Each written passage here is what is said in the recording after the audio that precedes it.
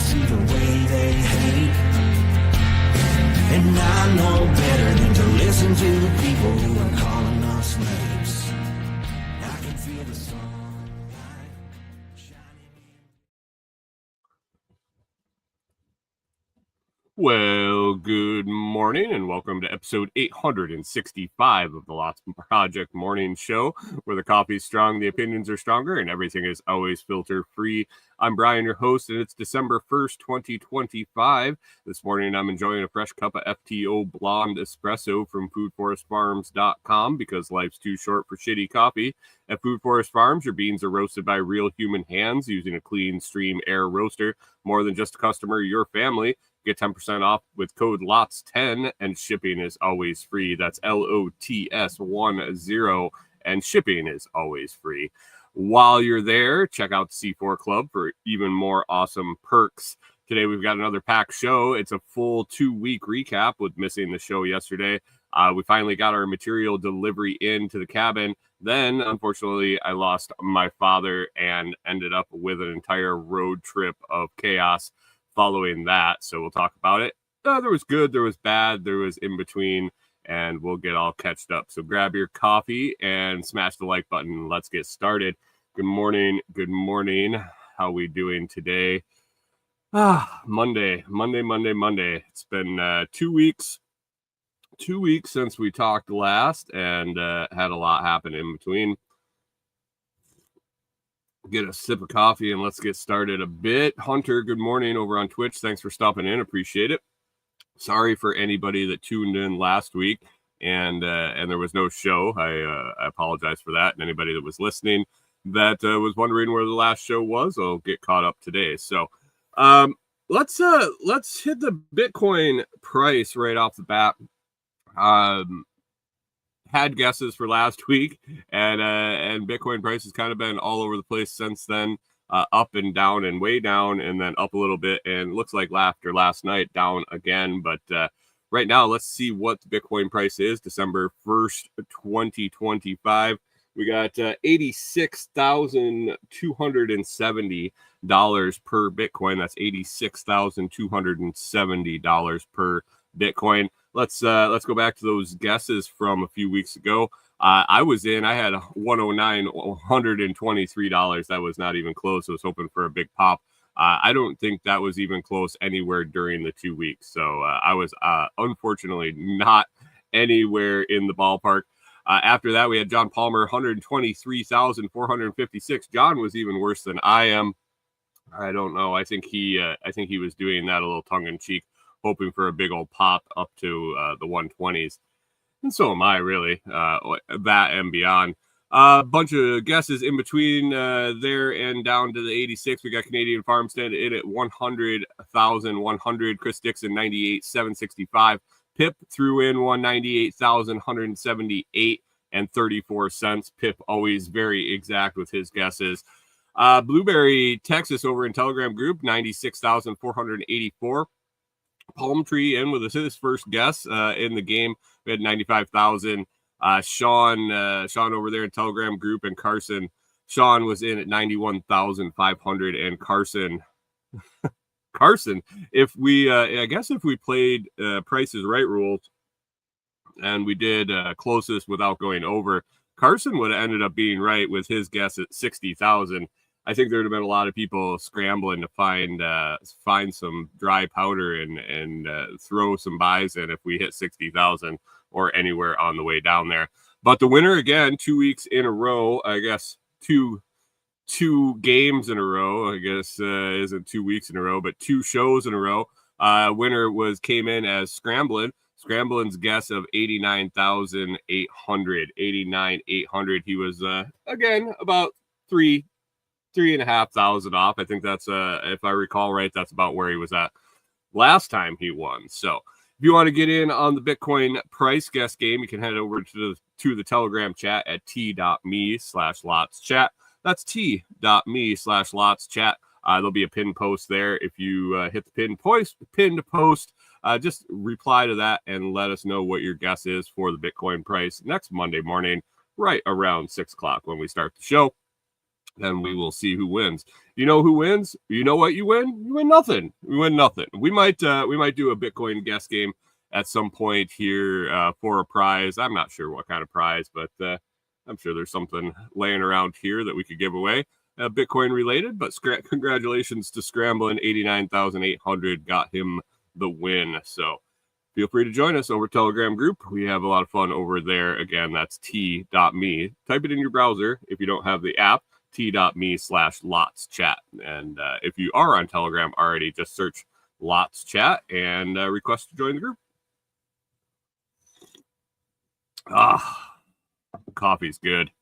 Coffee's good. I had traveled with it when we went out to New York this last week, and man, I can't get away from the Food Forest Farms coffee. If I try to drink anything else, even traveling, gas station coffee, I won't even buy it. I just go ahead and buy a soda instead. So, but anyway, let's see. Last Monday or 2 Mondays ago, we had an exciting day actually, and then things kind of took a turn. But Monday after the show, when the lumberyard opened, I was trying to. It had been almost 5 weeks since I had ordered our windows and doors, and I wanted to call and check on them if they were in, see about delivery. The door or the road to get back to the cabin was fairly dry. I had been out there and checked it over the weekend. Prior to that, it was dry. I could drive in and out. I thought a delivery truck was easily going to be able to drive in or out. I mean, really any type of delivery truck. And so I was calling to check in on the windows and doors, and at the same time we were going to have a bunch of lumber delivered when that arrived for the framing out the walls. And so I had that order ready to put in as soon as the windows and doors were there, and then everything could get delivered at once. So I called after the show last Monday, and excuse me 1 minute, guys, gotta take care of something real quick.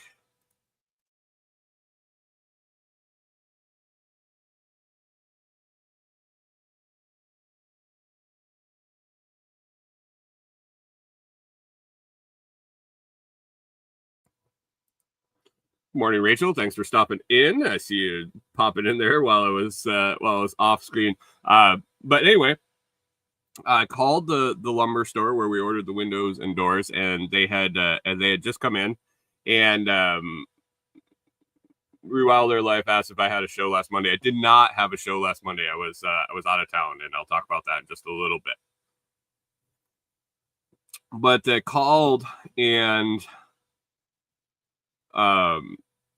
the windows and doors had come in. I looked at the weather forecast, and Tuesday night into Wednesday was supposed to start raining. We were supposed to get a significant amount of rain, and I was pretty sure that with that rain, we wouldn't be able to get a delivery truck in and out of the bare clay hills, because we still haven't gotten the chert down. That's in the process, actually. Haven't got a firm update on it, but it looks like that's getting closer, so that's good. So I was talking to the guy at the lumber store. I said, hey, is there any way that we could get those windows and doors, and then 300 pieces of 2x6x12 and 30 pieces of 2x4x12? Can we get that delivered tomorrow? Is there any way before the rain you could get that loaded in and schedule delivery? And I didn't think there was any way in 24-hour turnaround that they were gonna be able to do that. But luckily enough, they didn't have a whole lot on the schedule, on the delivery schedule. They were able to work it out that the next day, so Tuesday mid-morning, we were going to get a delivery. We're going to get our windows, doors, and framing lumber. And I was pretty sure we were going to make it before the rain. So I was excited about that, get it in. And so we planned on that. And I was going to do it by myself. I was going to, they were going to be able to unload it with a little forklift, you know, the kind that ride around on the back of the trucks, and get that up to the top of the hill, just talking to them, and logistically we felt that we were going to be able to get it to the top of the hill. And then I needed to move it from wherever he could drop it into our new soft-sided garage, so like the canvas garage that we put up, the second one that we put up actually, to keep it dry because it's not pressure treated for the framing lumber. And that was basically the only dry spot to put it. So I was planning on a long day on Tuesday, meeting the guy out there, and then slowly moving 330 pieces of lumber into the dry, and then putting the windows and doors under cover also. So had that all set up and kind of going about my day on Monday. And lo and behold, I got a call that evening from my mom, and my father had passed away. It was a kind of, it was expected. My dad's been sick, but I don't talk about family much on the show. It wasn't their choice for me to do a podcast. And so I kind of respect their privacy and try to keep that off the show quite a bit. But my dad had been sick for quite a while, like years, not deathly ill by any means for that long, but with living as far away as I did, we've kind of gone through the motions of understanding that every time we see each other, it would likely be the last. Really, Corey's family has got me to the point where, you realize that anytime you say goodbye to somebody, it could be the last time. And add in the fact, just through accidents or, people randomly die at different points. But with the health struggles my father has had over the last 5 years, it just, it was expected, but very sudden. He had been going downhill. I didn't think that it would have been this soon, but it was, and it happened. And happy that we had made the trip out this summer to see him, and got to see him one more time. But yeah, he had been in the VA hospital, he had been in rehab, he had been in a nursing home, and it was just time. So that really, that call kind of sent things into a little bit of a spiral. That was late in the evening on Monday. Nothing, no plans or anything going on at that point. Obviously, at 8 o'clock in the evening, not really knowing what's going on. So I still had my delivery coming the next day. So I had to focus on that. I told my mom and my sister we're going to be taking care of making arrangements with my dad. I said, I'm going to be off the grid for most of the day the next day, trying to put that lumber load away and coordinate all of that. I said, figure out what's going on. We'll regroup Tuesday afternoon and figure out getting out to New York and funeral plans and all of that stuff. Corey was kind enough to take the day off on Tuesday and come out and help me with the material load. So that came in on Tuesday. Went really, really smooth. We were really excited about that. He came in with a dock truck and an open dock truck with the little cart on the back, a little forklift on the back. He was able to bring everything right up to the site and get it pretty close to where we needed it to be undercover. And then Corey and I took a few hours and offloaded all of the stuff off of the skids that they brought it in and moved it undercover. Then we moved all the windows and doors inside the roof structure. So got that all taken care of. It was a lot of work, but it went by pretty quick. And I was very, very, very, very thankful for having the help that I did. So that's exciting. Got that all buttoned up and got things kind of secured because we didn't know really when we were going to be back out, when the trip was, how our trip was going to go, when we were going to be able to get back to start working on the framing. So it was kind of bittersweet. We got our material order in that we had been waiting for quite a while. And then we were going to have to plan to go out of town immediately after that. So We did make it in before the rain, and then it rained quite heavily that night, and then a few days after. So we were happy to have that new shed or new soft-sided garage. I don't know really what to call it. It's that like plasticky canvas soft-sided garage tent that also went up pretty easy. But that was all buttoned up. Corey and I came home. We got a hold of my mom, and arrangements had kind of been made, or at least tentative arrangements enough to make travel plans. Let's see. So they had scheduled a calling hours / service. My father really wanted two things. My mom and him had talked about it before anything like this had happened, which is always wise. Definitely, folks, even if you're not sick, even if you're not elderly, let the people in your life know what you want when you die. Things can get really hairy if you don't. But luckily, my father had talked to my mom and kind of let her know what he expected to happen when he passed, and he wanted a nice small military service. He wanted to have a military burial. He was going to end up buried in the National Military Hospital or National Military Cemetery that is right in the town I grew up in. So I grew up kind of visiting this place. I grew up putting flags at the headstones around Memorial Day and things like that. So I was very familiar with where he was going to be buried. It's gorgeous, gorgeous place. And you can, I had posted some pictures over in the Telegram group of where he is. But Rewilder Life was wondering what branch he served in. He was in the Army during Vietnam. He was drafted, he was a field medic, spent, I think it ended up being 16 months in country in Vietnam. Lots of bullshit, for sure. Talked a little bit about that over the years with my dad. He really wasn't big on sharing a whole lot about it. And but he was very, very proud to be a veteran. And that was a big thing. He wanted his veteran service. He wanted his veteran service. He wanted the veteran internment, and he wanted also an elk ceremony. So my dad was a member of the Elks Club for over 50 years. I believe he was initiated back in 1971, and spent quite a bit of time working with the Elks. He ended up being state vice president for New York, the New York state vice president of the Elks Club. He did all the different things that you can do throughout the organization. It was a big part of his life. It was a big part of my life, and I ended up being initiated in the Elks like directly after my 21st birthday.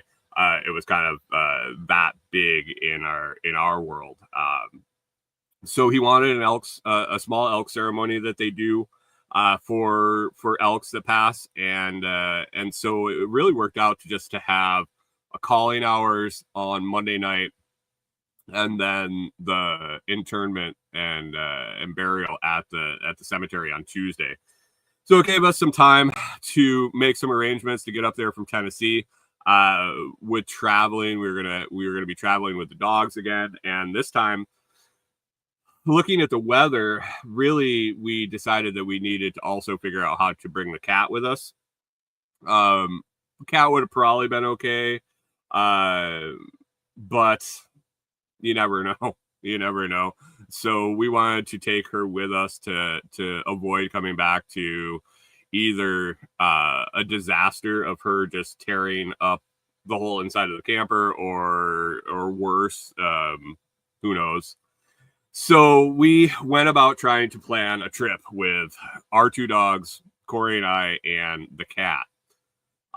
We knew from the trip out this past summer that we really liked the Chrysler Pacifica for traveling with the dogs. It worked really well with the stow and go seats and everything. The cat seemed to travel really well when we'd go to the vet, half an hour one way. So we were hoping that half an hour turned into 15 hours would go well too. talk about that in a second. But we went about looking for rental cars and a place to stay when we were out there. Couldn't really stay with my mom. My sister was going to stay at my mom's with her dogs and her kids, and we just didn't want to deal with that. So we were looking for an Airbnb in the area that allowed pets. Rental car, easy. Went on Enterprise and reserved a Chrysler Pacifica for the time we needed it. Booked it a day early to be able to get set up the night before and be ready to roll, because we drive through in one straight shot.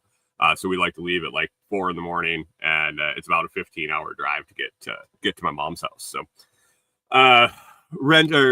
booked the car, found an Airbnb that was really nice. As we were looking at them, it was mostly Corey and I were looking at it. I went through and pre-selected about probably a half a dozen Airbnbs that were local enough to my mom and where we're going to have to be, and then had some of the amenities. I kind of sky high overview, and made sure they had pets or allowed pets, and the price was semi reasonable. Being in Lake Country, you never know. You could end up renting like a 14-bedroom house that's on a vineyard and pay out the ass. But anyway, I did some light searching, and then Corey and I go through them and pick them out. We were looking at them all, and really they were all in the 2,000 to 3,000 square foot range. Carpet, lake decor. Canadian Farmstead, good morning. Thanks for stopping in. Lake decor, really cottagey vacation rental, which you'd expect in that area. And Corey's like, I don't want to clean that much. I don't want to clean 3,000 square foot after we're there for a week with our dogs. It's bad enough just a day in the camper, let alone 3,000 square feet, 2,000 square feet. And so as we were looking at them, we found this one that was actually a little cabin in the woods. They hadn't had any Airbnb rentals. They allowed dogs. The whole thing was basically hardwood or wood, very, very little carpet, which is ideal for us. And it was a total of like 650 square feet, which we were ecstatic. Rewilder Life says Corey and her think alike. Yeah, we were looking at the cleaning. Well, both of us really, because Airbnb, we were going to end up paying an extra pet fee and a cleaning fee or whatever. But we, with our dogs, with the amount of hair, with the slobber, with everything, we pre-clean before we leave our Airbnbs. We have to, but we try to make it look like when we walked in, even though we are quote unquote paying for a pet cleaning fee and another fee. We don't like to leave a mess. And as much as we want to clean, you can't really deep clean hours and hours before we take off. But anyway, making it as easy as possible. And the second benefit to this one was it's really close to the size of the cabin we're building right now. Our enclosed area is like 735 or 735 square feet or something like that. And this one was 650. So very close. It was a different floor layout, but just the size was comparable. So that gets all booked. We booked that one. It looked really isolated. It was kind of down a windy driveway on the back of 5 acres. Out in the farm country, up on the hills with the vineyards and things like that. It looked like it was going to suit our needs really, really ideally. And so we booked that, and so that got taken care of on Wednesday. We were scheduled to pick up the car on Friday, and our plans basically were travel on Saturday, calling hours on Monday night, funeral on Tuesday, and then we were going to get Wednesday to spend it there. I checked to make sure my mom was going to my sister's for Thanksgiving. Obviously, losing your husband of 49 years right before Thanksgiving, I wanted to make sure she had somebody to be with. And she did. She was going to go down and spend a few days with my sister. And so Corey and I decided to take Wednesday to kind of chill there, clean the place, and hang out with my buddy that we were going to get to see, and then travel back on Thanksgiving, and then come back. And our friends here in Tennessee, we're going to hold off and move our friends' Thanksgiving to Friday. So that was kind of the plan. It was it was going to be. It was a great plan. It was a great plan. And I'll tell you how everything went here in just a second. But I want to tell you, lost in the shuffle of all of this, I got an email from my Blockstream representative. And guys, if you've been waiting to buy a Blockstream, Jade, or JadePlus, if you're looking to give one as a Christmas gift, which is a great gift for a Bitcoiner in your life, or some way, it's a great way to introduce someone to Bitcoin, buying them a hardware wallet, teaching them how to use it, showing them how to set it up, sending them some Bitcoin. This is a great valuable gift for anyone in your life. And Blockstream has their biggest sale of the year going on right now between November 21st and December 31st. All Blockstream Jades are 21% off. And JadePlus. Jade and JadePlus, 21% off. Now, the best part is you still get the 10% discount on the products. They stack the discount from my code. So the Lots Project at Blockstream, the Blockstream store, or you can roll down in the video description if you're on the podcast or the video and click the link. It should automatically get applied. But if it doesn't, the code is the Lots Project, the Lots, LOTS project. We'll get you another 10% off, and I'll earn a commission on the sale, and that helps me too. So win-win-win. If you want to pick up a Blockstream, Jade, or JadePlus for the holiday season for yourself or someone else, 21% off through the rest of the year. And then a bonus stack on top of that. I've been talking in the Telegram group lately. You know, the Bitcoin dip, the dip, and kind of where it's been price wise has been very advantageous to buy the dip, quote unquote, buy the dip, or buy it while it's still low priced. But a lot of us have run dry on our reserve cash funds to buy Bitcoin, and we're trying to scramble to find any way to pick up Bitcoin at this lower price. One great way is Fold, and you can double down again with Blockstream and their discounts. And if you use your Fold card, if you don't use the Fold card, click the link down there. What it is a debit card that debit card that rewards you in Bitcoin back when you it rewards you in Bitcoin when you use the card.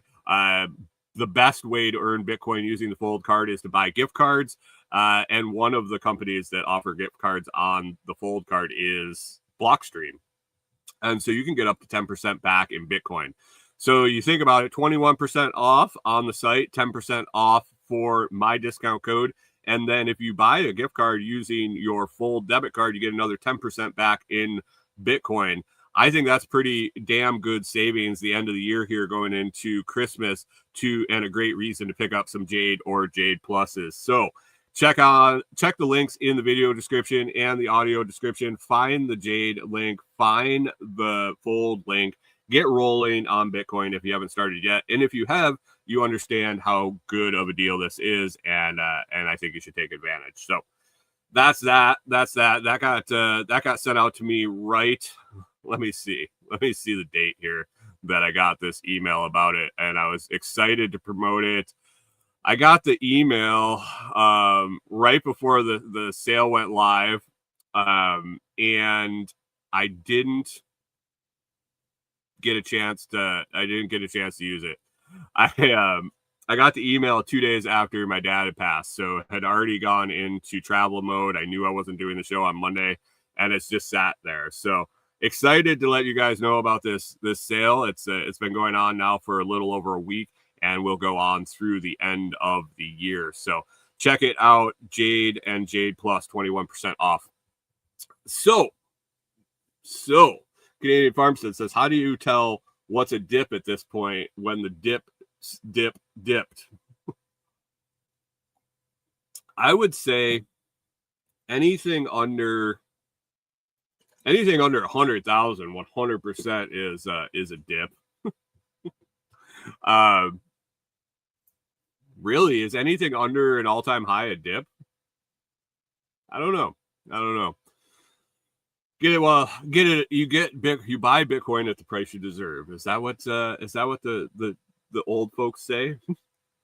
But anyway, we're down to 85,817. We're dropping like a rock during the show here. Oh, I gotta do my guess for next week. Next Monday, I think the Bitcoin price is going to be 97,977. We get my guess written up here.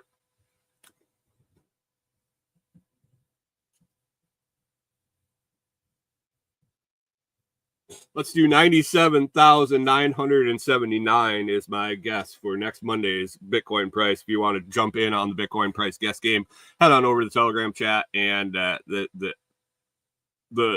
post will be pinned after the show this morning. So we got our car rented, our car reserved, our Airbnb reserved. I sent a message to the Airbnb host and said, hey, we're traveling for my father's funeral. We're trying to make arrangements. We're going to be bringing our two St. Bernards. Let them know that. We paid an extra pet fee. And I said, I didn't see anything on your listing about cats. And I'm trying to figure out what to do with my cat while we're gone. We got a relatively new kitten. We don't want to leave her. Is there any way we can bring her? And they were very accommodating. They said, we don't normally allow cats, which it was their first rental. So I don't know what normally allow and normally don't allow. Maybe they have other rentals or whatnot. But if you keep it in a kennel or a cage of some sort, while you're not there, while you're sleeping, so it doesn't tear up the furniture and things like that, you're welcome to bring it. Sorry for your loss. Sorry, you're going to be visiting under these circumstances. I was like, cool. This is all working out great. So Friday came. Corey and I were going to go pick up the rental car. We both had to go buy dress clothes because I didn't have any anymore, and B, they wouldn't have fit anyway. And so we went and we stopped at Enterprise at the time that we put in for our pickup.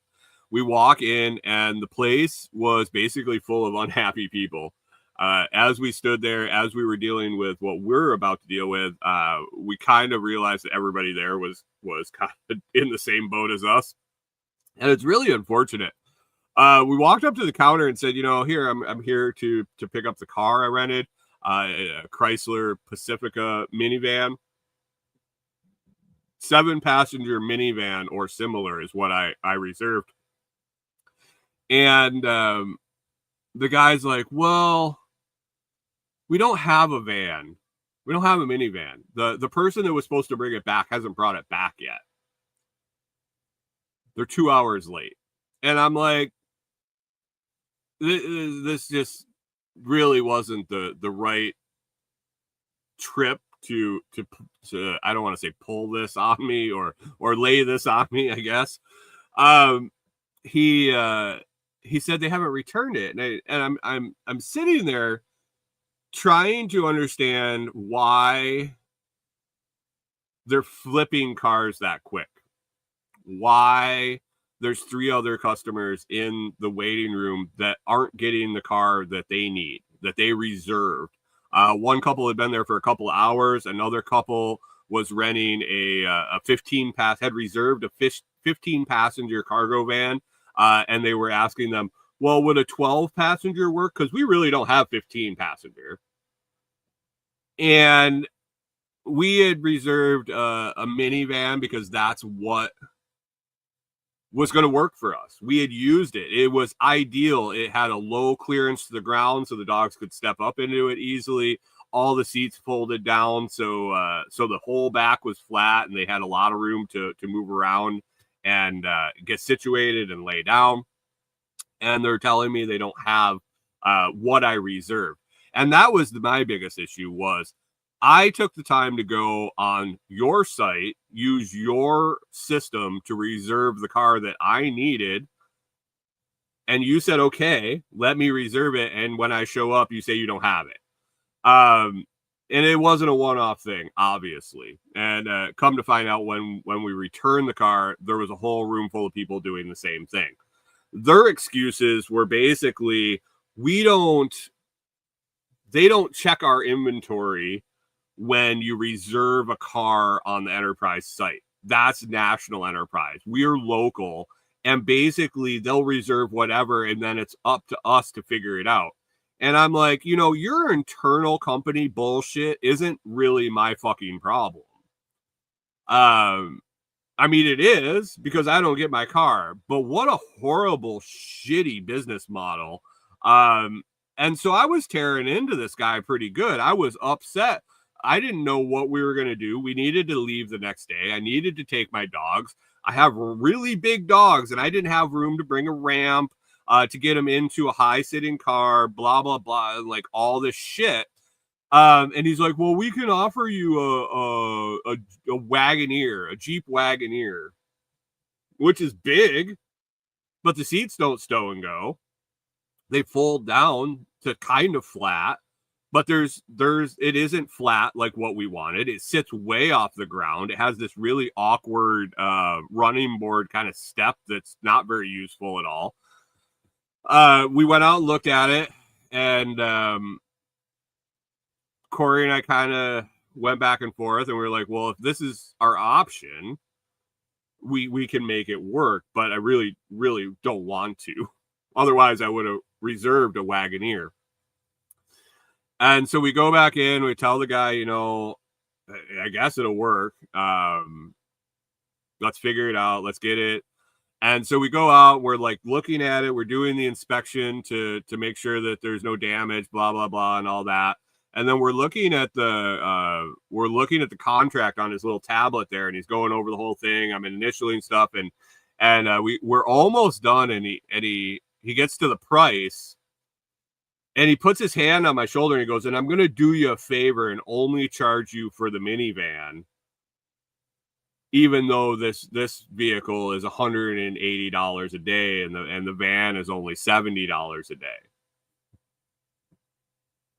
And I had calmed down enough that we were going to get through this. And then the fucking asshole had the audacity to tell me he was doing me a fucking favor. And I didn't do very well with that. I had a slight issue with him now telling me he was going to do me a favor. I had a few choice words for him. I had I told him, I expressed my anger. Canadian Farm says, oh, what a nice dude, offering the price you were supposed to get. I would have rather had the price I was supposed to get and the vehicle I was supposed to get. I didn't even want the better vehicle. Better, in air quotes, more expensive vehicle. The vehicle was a piece of shit. It ran well, but I'll tell you about that vehicle in a second. So I kind of started losing my mind on the guy again. He basically told me that I've been being rude, and Corey's sweet. Of course, that's my wife. My wife is the sweetest person in the world. Yin and yang, And so when he told me that, they get to choose who they rent their cars to, I kind of stepped away again and let Corey finish the deal to make sure we at least got some car. But I really wasn't happy. Corey told me after that she was pretty sure he was going to cry. I don't like to make people cry, but in some situations, it's deserved. I I get that the guy had no control, that the vehicle wasn't there, that he was trying to rectify the situation. But it was a bridge too far when he told me he was doing me a favor by only charging me for the vehicle that I wanted. So we rented the vehicle.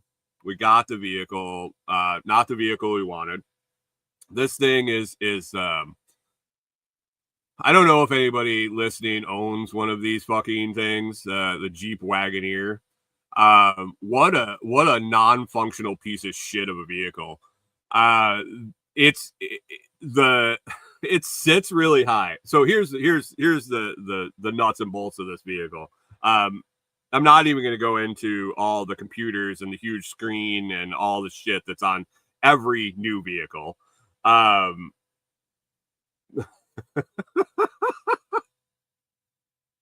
Canadian Farmstead says, you need to carry around copies of the Daily Stoic to hand out to people you interact with.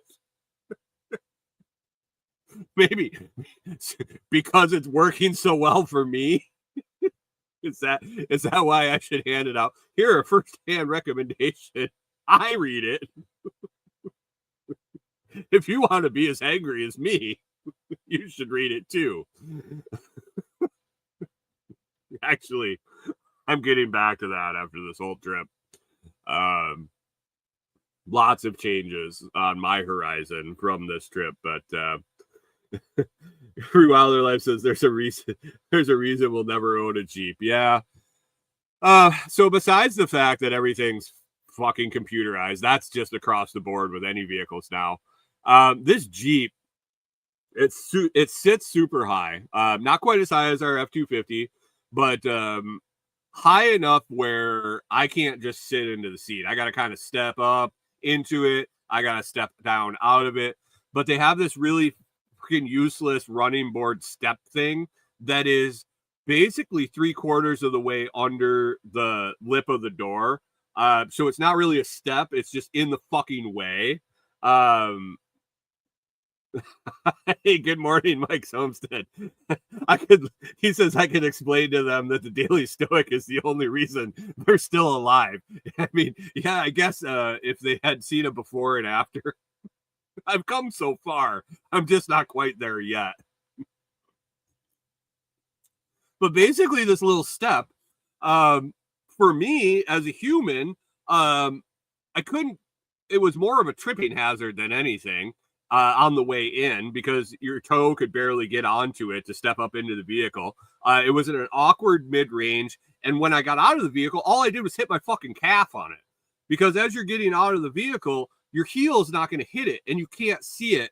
And so as you're getting out of the vehicle, all you do is bang your leg on it, and it's just awkward.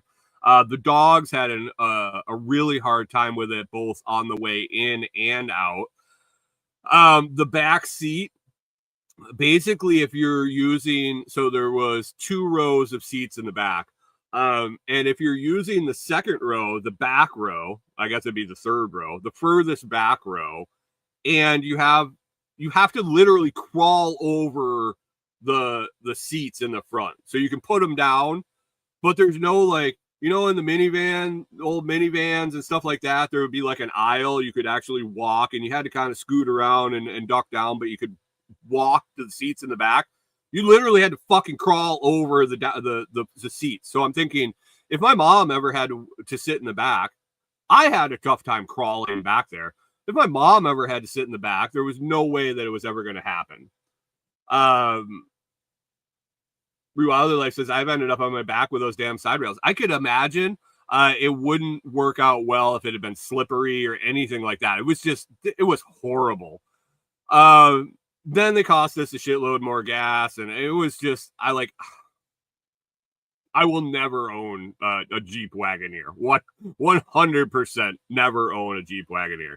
But the car ran, it got us there, it got us back. It was just really hard to use. Luckily, we only had to get the dogs in and out maybe once. I think we did once on each trip. They're big enough, and they can hold their bladder and their poop long enough to make it halfway.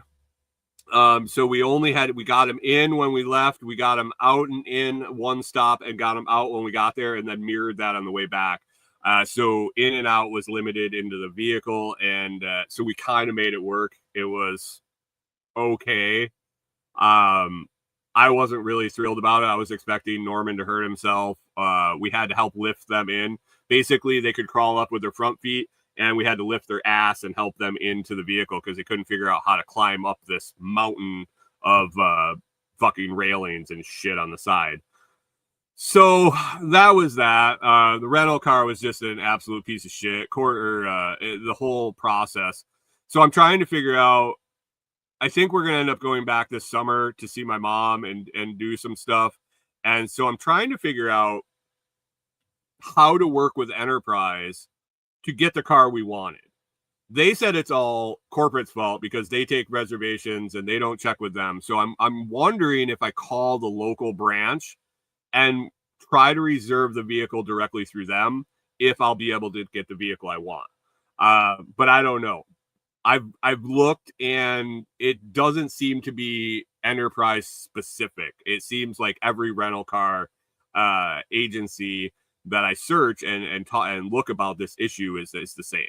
It just looks the same. So that was I'm just over renting cars, but I can't take my truck. I mean, I suppose I could take my truck all the way up there, but it doesn't make sense. It's cheaper to rent one. Than deal with that. So there is that. Like I said earlier, when Corey returned it, I let Corey return it. I didn't want to go in. And I forgot about the whole card issue. They wouldn't let me use my card, but it was the same card I used the rental before this past summer, and they couldn't figure out how in the world it was ever used, but there must have been a way because they could see it in my account that I had used it, something to do with Visa versus debit versus credit versus I was like, really? On top of not having our vehicle. So basically Enterprise was a big 0 rating for the trip. The Airbnb was fantastic. It was refreshing to be out of the camper and into something I want to say spacious. It was 650 square feet. It was perfect. It really was. We stayed there. It was like I said, at the end of a Canadian Farm says that Bitcoin fixes that. No shit. Bitcoin and smart contracts. Because all they wanted was a deposit, and I was like, it was a long story. I'm not even going to worry about it anymore. But the cabin, we checked in, we stayed there, and basically it made me realize we need to get into our cabin and get it built. It was so nice to be able to walk around inside, comparing it to the camper with the dogs, with everything. And it was just refreshing to be there. Let me tell you. And so it lit a fire for sure to get working on the cabin, to get that finished, to get moved in there. It was really nice to stay there. The whole trip went fine.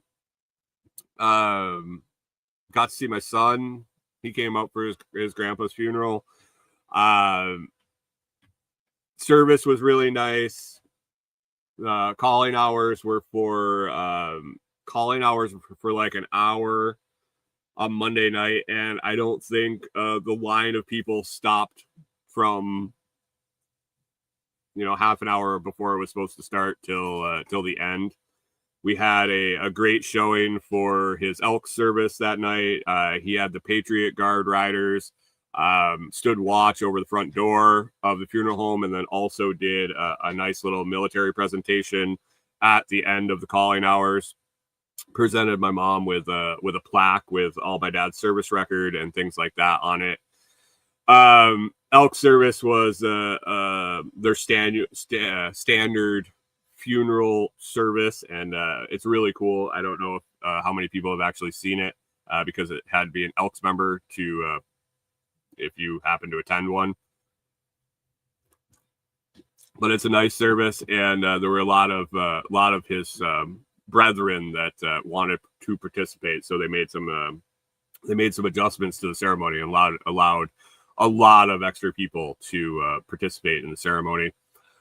So that went well. My mom actually did really well. I was glad to see that she's doing better than I had expected. I think that she probably started dealing with this a lot sooner than or had been dealing with it for quite a while, so that was good. The internment at the cemetery was really nice. He had taps played, and the gunshots. I have the shell casing. It's slipping me what it's called. But then, yeah, we were able to go back on Wednesday and see where he was going to be located in the cemetery. It's if you've ever been to a military cemetery, a national military cemetery, it's all white headstones, and it's rows and rows and rows and rows and rows of white headstones beyond where you can see. Once a person is buried there and they replace the sod and get the headstone in, it is very, very, very difficult to find headstones.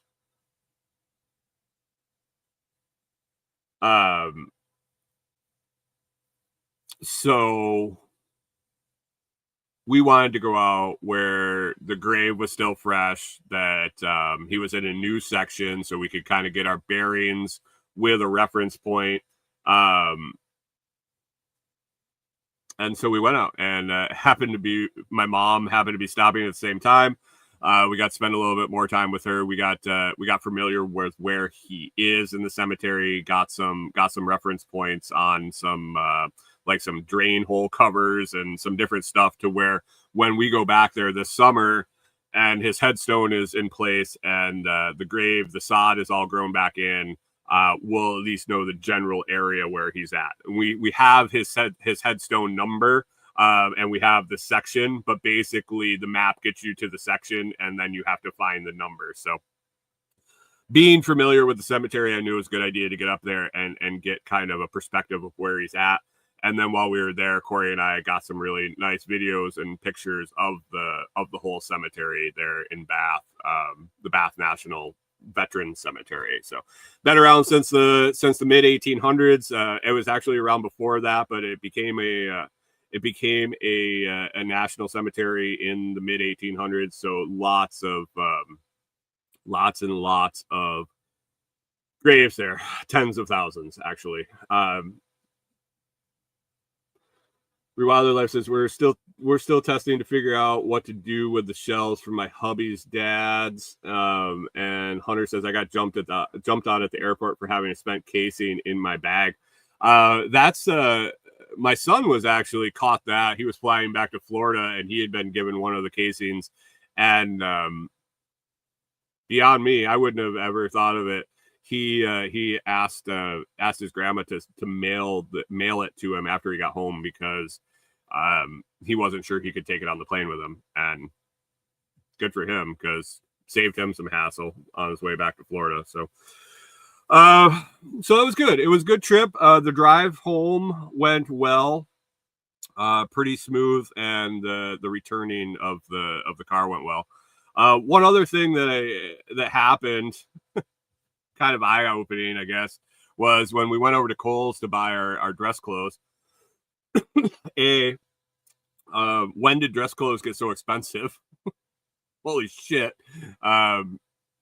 Corey and I picked up a suit, like a piecemeal suit, and a pair of jeans. And Corey picked up a couple of like a little dress and a skirt, and she was going to wear some of her clothes that she already had. And man, it was like $600, and I was like, holy shit. Dress clothes got expensive in the last I don't know when the last time I bought dress clothes was. Maybe my wedding, my sister's wedding, maybe 10 years ago. So yeah, dress clothes are way more expensive. And two, there's mirrors in our camper. There's mirrors in our camper. The lighting in our camper sucks. The mirrors where they're located, you really, I don't have a mirror that I look at and that I get to see my full self ever, really. And so when I was at Kohl's and I went in to try on the suit, when I went in to try on my suit, I got undressed in the dressing room and was shocked what I looked like weight wise. I knew I was a little overweight that I wanted to be. That's always been the case my whole life. But holy shit, guys. Not happy. I think I came out of the dressing room and I said something immediately to Corey, like, holy crap. It was an eye-opener. One of those moments where maybe I was ignoring things. Maybe it was just out of sight, out of mind, literally. But I need to take care of that. I really realized on the trip, I did a lot of soul searching. Death kind of makes you think a lot, and you can utilize death in a lot of different ways. And I think I utilized it. What I would think is the proper way is to evaluate things in my own life and think about ways to improve, ways to, when I am the one in the box, that I don't regret anything, that I don't wish I had started getting in shape a little sooner. I don't wish that I had attempted to do this, that, or the other thing. That I do what I feel is making in the best choices for Corey and I, to improve our life, whether it's done today or done 40 years from now or anywhere in between. So I did a lot of thinking on those 15-hour drives, especially after seeing my fat ass in the mirror in the dressing room, hearing my mom talk about my dad and things that concerned him towards the end of his life, regrets and things he was happy about, and different things like that really make you think. And so hopefully with a new perspective on, I don't want to say a new perspective on life, but after a lot of goods and bads and a lot of thinking and being spurred by staying in the cabin, I hopefully have come back with a new perspective, a new motivation, a new drive to come up with a way to be better for myself, and not for anybody else, just for myself. So it was a positive experience. Sad, obviously, but like I said at the beginning, this was expected at some point. Obviously, everybody's going to die. My father hadn't been in the best health over 5-10 years, really. So it was coming, and having been so far apart, I had dealt with the loss already multiple times. It doesn't take the sting away, but it makes it more tolerable, I think. So there have been moments since he passed that you have those moments where there was a routine. I mean, really, one example is around the Buffalo Bills, and was his favorite football team, was my favorite football team growing up. The day after, so he died on Monday. They played on Thursday night, and they played like shit, and they lost. And first thing Friday morning, I went to text my dad, about the game and realized I couldn't. And so that was rough. I didn't see him very often, but I did text message him quite a bit, and we talked on the phone every now and then. There were just those hiccup moments kind of since then, and I'm sure they will continue over the years, but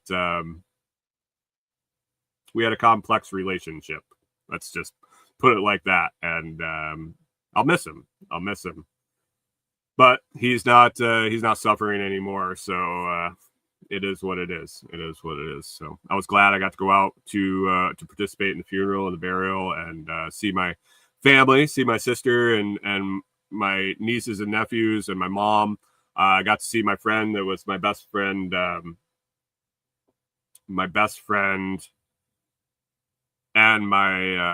the best man in my wedding. Hadn't seen him since our wedding, so almost a decade, and got to hang out with him quite a bit. And yeah, it was a good trip.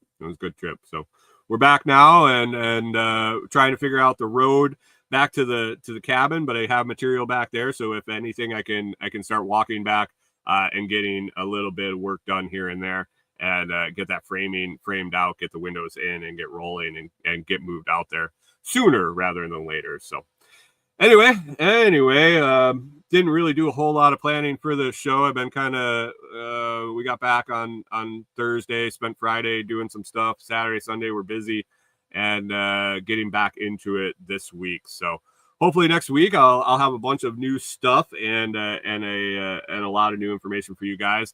Like I said earlier in the show, Blockstream, Jade and JadePlus, 21% off. Add on another 10% for my discount code, and if you buy it on Fold, get 10% back in Bitcoin for buying the gift card over there. So, guys, it's been about an hour. We're hitting 7:00. So I hope you all have a great week. Come over and check us out in the Telegram group. Make a Bitcoin price guess for next Monday, or just hang out and enjoy the crowd over there. Great group of people, and I enjoy hanging out with them on a daily basis. So other than that, thanks for listening. If you could give it a like, give it a share with someone that you think would like listening to the show. And then we will catch up with you again next Monday.